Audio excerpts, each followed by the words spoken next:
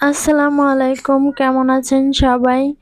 তো এখানে দেখতে পাচ্ছেন ডাল বাটা, পেঁয়াজ কুচি, কাঁচামরিচ কুচি, গুঁড়া মসলা। আজকে হচ্ছে ডালের বড়া মানে পেঁয়াজু বানাবো।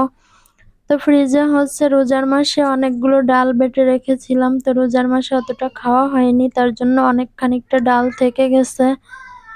তো হঠাৎ মনে পড়লো যে সন্ধ্যাবেলা একটু ডালের বড়া বানাই, তার জন্য হচ্ছে এখানে ডালগুলো বের করে নিয়েছি।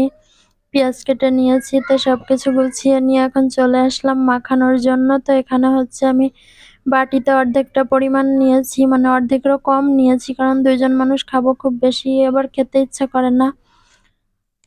তো আমি এখানে ডাল নিয়ে ডালের ভেতরে দিয়ে দিয়েছি গুঁড়ামরিচ, লবণ, হলুদ, এরপরে দিয়ে দিলাম পরিমাণ মতো পেঁয়াজ, তারপরে দিয়ে দিচ্ছি একটু চালের গুঁড়া। একটু চালের গুঁড়া দিলে পেঁয়াজুটা হচ্ছে মচমচে হয়, খেতে ভালো লাগে, তার জন্য একটু চালের গুঁড়া দিয়ে দিলাম। চালের গুঁড়া দিয়ে মাখিয়ে নিয়ে এবার হচ্ছে ভাজতে চলে আসলাম। তো এখানে ফ্রাই প্যানে দিয়ে দিলাম সরষের তেল, আর ডালের বড়া সরষের তেল দিয়ে ভাজলে আমার কাছে খেতে ভালো লাগে, তার জন্য আমি সরষের তেল দিয়ে ভাজতেছি। তো এখানে হচ্ছে হাতের মধ্যে নিয়ে এভাবে চেপে চেপে তারপরে হচ্ছে ফ্রাই প্যানে দিয়ে দিলাম, আর এভাবে চেপে চেপে নিলে ডালের বড়াটা হচ্ছে মচমচে হয় ভাজার পরে, আর খেতে বেশি ভালো লাগে। তো এক পাশ ভাজা হয়ে গেলে উল্টে পাল্টে আরেক পাশ ভালো করে ভেজে নিচ্ছি। তো এগুলো ভাজা হয়ে গেছে, এখন এগুলো একটা একটা করে বাটিতে তুলে নিচ্ছি।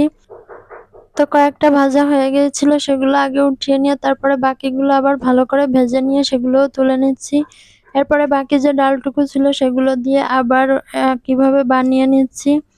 তো সবগুলো বানানো হয়ে গেছে, এখন আমি একটা বাটিতে তুলে নিলাম সবগুলো। তো এই তো আমার ডালের বড়া বা পেঁয়াজু যেটাই বলেন রেডি। তো আজকের ভিডিওটি ভালো লাগলে লাইক, কমেন্ট, শেয়ার করবেন। তো আজকের ভিডিওটা এ পর্যন্তই। সবাই ভালো থাকবেন, সুস্থ থাকবেন। আল্লাহ হাফেজ।